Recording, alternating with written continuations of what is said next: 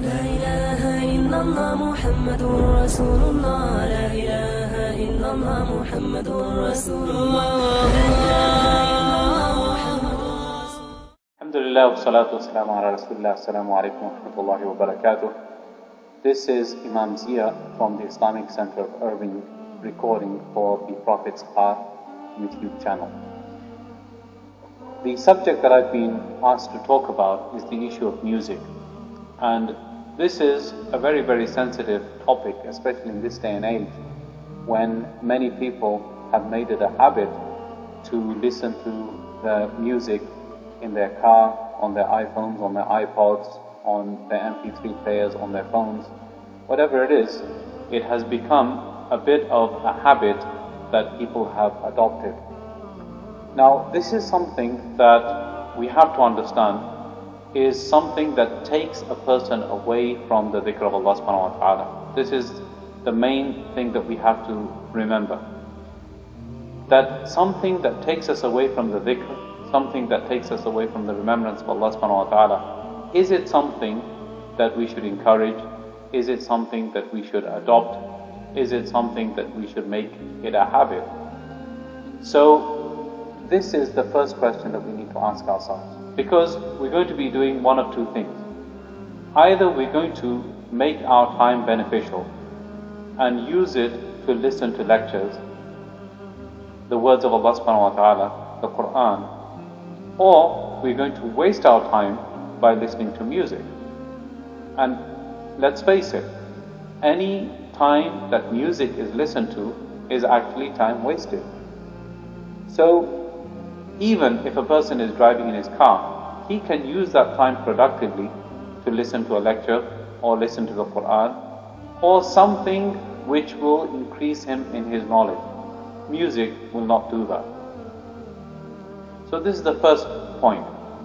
The second point is that many people give the proof of the Prophet ﷺ allowing the girls to beat their drums, etc. at the time of Eid. The hadith in question actually talks, if I would just mention the whole hadith, the Prophet ﷺ was lying down, his head covered in a blanket, and some girls were playing drums and singing joyous songs of Eid.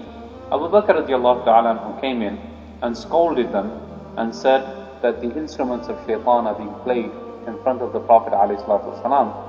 So the Prophet ﷺ, he stuck his head out of the blanket and said, "Leave them, O Abu Bakr, because it is the day of Eid."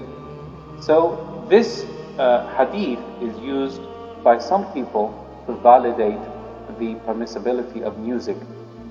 However, we have to understand that why did Abu Bakr radiallahu ta'ala object to the music in the first place? Obviously, he must have had a reason to do so, and he would have known that the Prophet ﷺ disliked it. That's why he became angry. The Prophet ﷺ made an exception because it was the day of Eid. So we can derive from this that yes, on joyous occasions like the days of Eid, etc., the days of weddings, etc., it will be permissible to play that kind of music that the Prophet ﷺ approved of. In this case, it was drums, which is known as daf. So that would be permissible only on occasion and not as an everyday habit. Because when we go back to the first point, we are actually wasting our time. The third thing is that the music of today, it's not just music anymore, unfortunately. Many of these so-called singers, they are actually promoting things which are attuned to or close to devil worship. And this is something that we need to understand very, very clearly. Many of these singers, and I'm not talking about conspiracy theories, I'm not talking about some mumbo jumbo that you just come across the internet. This is the reality that many of these so-called singers are actually agents of the shaitan, and they actually promote satanic rituals in their music. They promote the worship of the devil, and And obviously this is something that is not healthy for a Muslim to be listening to or participating in. And if I tell you a story which happened in our locality, you will be quite shocked and you will be amazed that how this music can affect a person negatively. So we had a sister who was walking through a park. She was using her iPad or her iPhone, and she was downloading and listening to music by a specific singer whose name I don't want to mention, but she was listening to that type of music. And she was then attacked by a shaitan. She was attacked by a devil and possessed by the devil.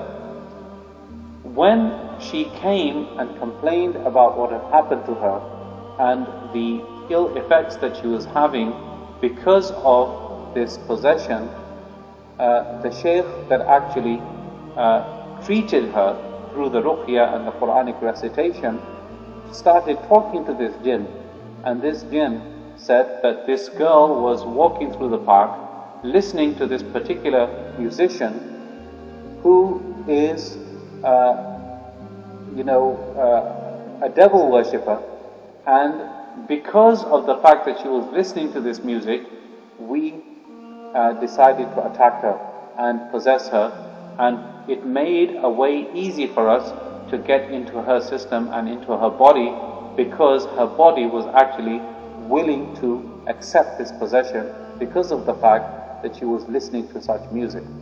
So this is a very, very crucial point I would want everybody to pay attention to, that you are actually allowing the shaitan to come into your system by listening to this type of music.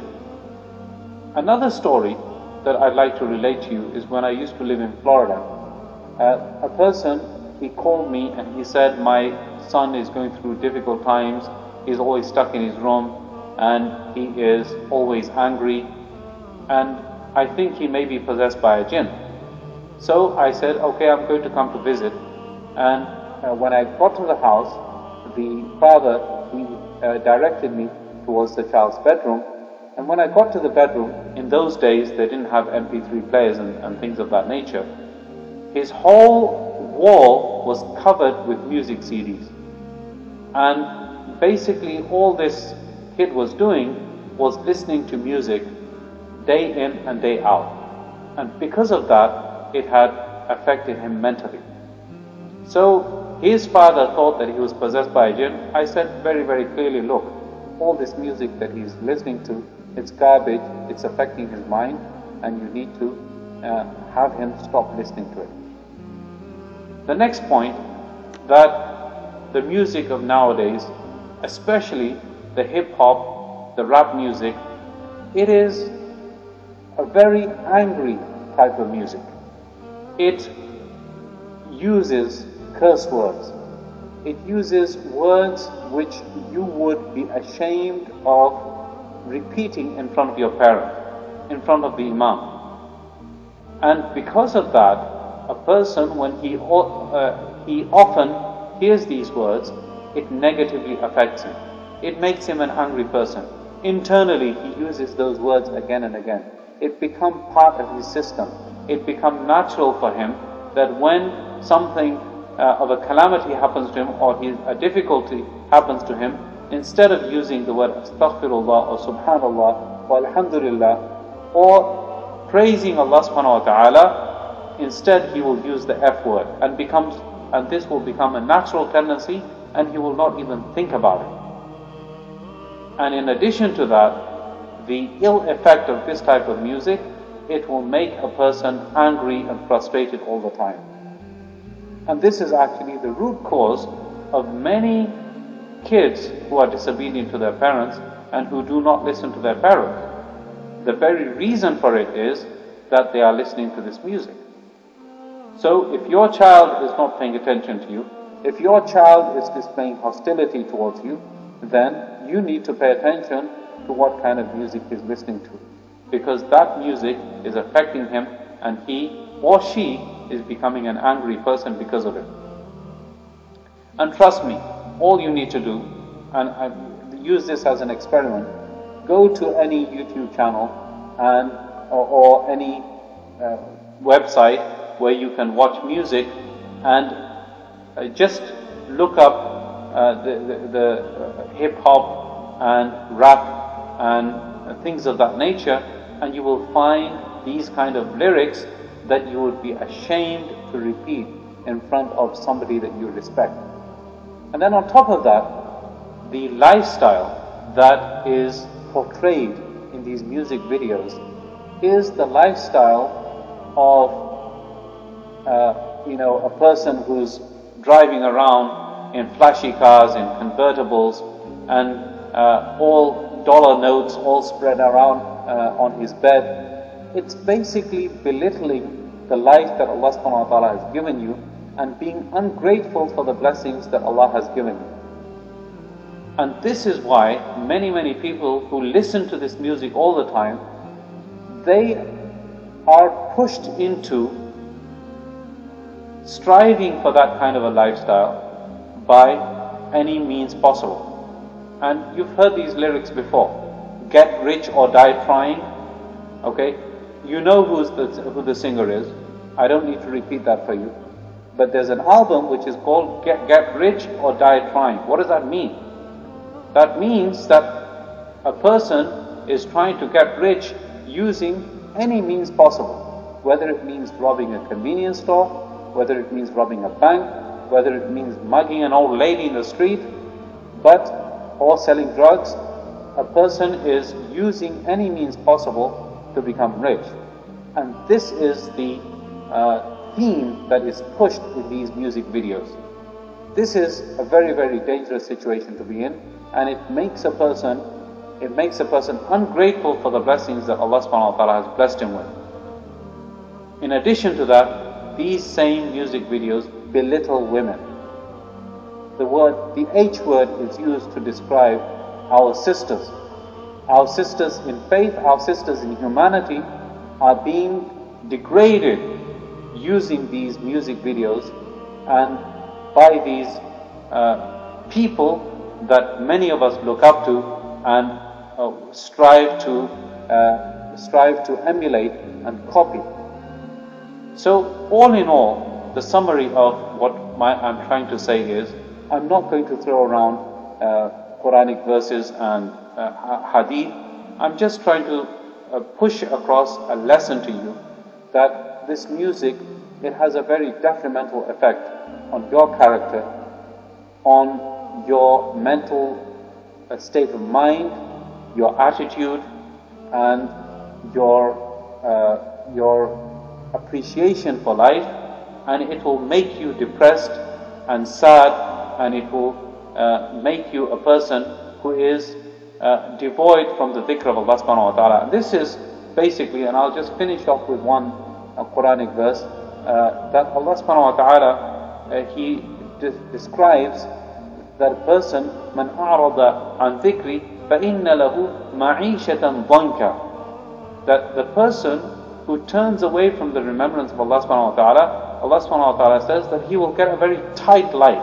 What does that tight life mean? It means a person always feels dejected. He feels helpless. He feels that nothing is going for him. He feels no peace inside his heart. He feels that there's no happiness in life. This is what is meant by ma'ishatan dhanka. And if you are listening to this type of music all the time, then you will have those feelings, I guarantee you. On the flip side, the alternative side, switch that music off and start listening to the Quran, start listening to the words of Allah subhanahu wa ta'ala. You will feel inside you a peace, you will feel inside you the tranquility, you will feel inside you a nur that will guide you, and you will feel happiness, gratitude for the blessings that Allah subhanahu wa ta'ala has given you, and you will feel happy with the people around you. You will not show hostility and anger and frustration towards them. I will finish off my talk with these words. I pray that Allah subhanahu wa ta'ala gives me and you and everyone the tawfiq to understand and practice what I have said. Assalamu alaikum wa rahmatullahi wa barakatuh. نور على مر الزمان تألقا وأضاء للدنيا طريقا مشرقا وهدى من الرحمن يهدينا به للصالحات وللمكارم والتقى.